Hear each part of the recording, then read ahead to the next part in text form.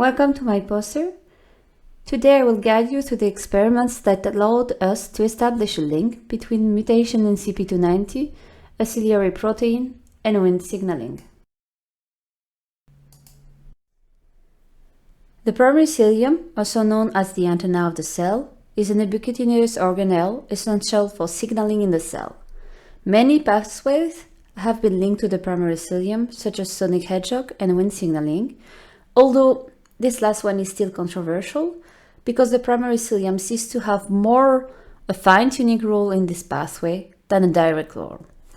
Dysfunction of the primary cilium cause ciliopathies, and one iconic is the Joubert syndrome, which can be assessed by the MULA2 sign on an MRI, which is a midbrain hindbrain malformation. Additionally, patients suffer from variable cortical anomalies such as intellectual deficiency, cognitive impairment, and epilepsy. As few models exist in the literature, we decided to model Joubert syndrome using induced pluripotent stem cell.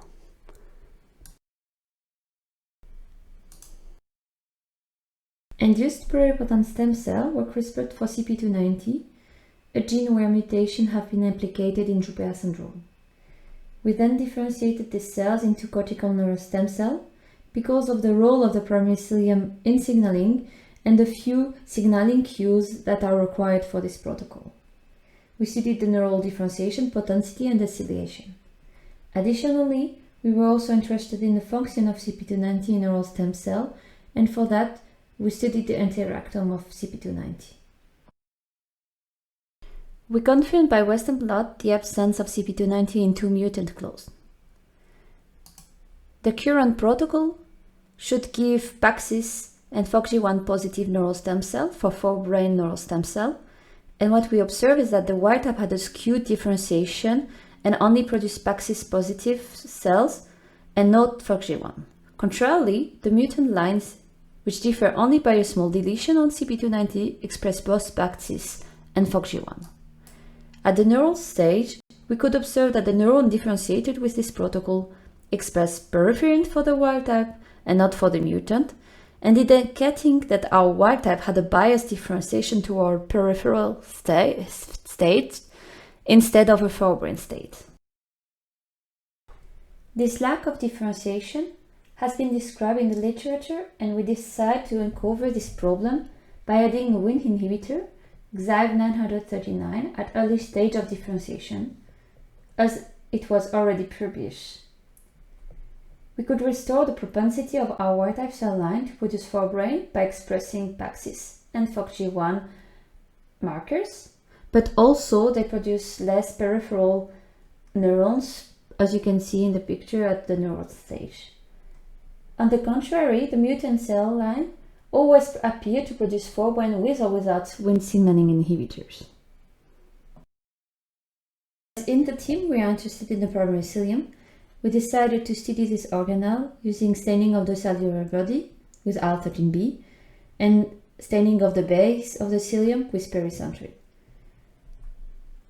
We found no structural impairment regarding the ciliary length, comparing the wild type to the mutant cell line, but we could observe a decrease in IL-13B intensity, which is a protein very important for the ciliary function, and this could be due to either a defective transport or a defective gatekeeper function of CEP290 in the cilium.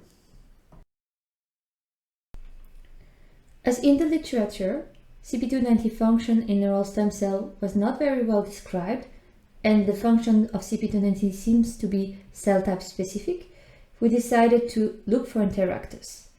We did an immunoprecipitation followed by mass spectrometry, and we found that CEP290 interact with two major actors of the Wnt signaling pathway, APC and catenin beta 1, here in orange.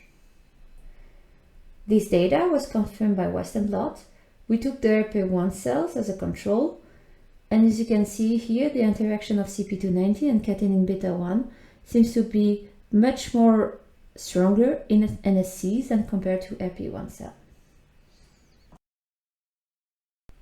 As a conclusion, we have shown that mutation in CEP290 pushes toward a forebrain differentiation, and that this protein has a potential role in Wnt signaling. I thank you for your attention, and I'm happy to take questions.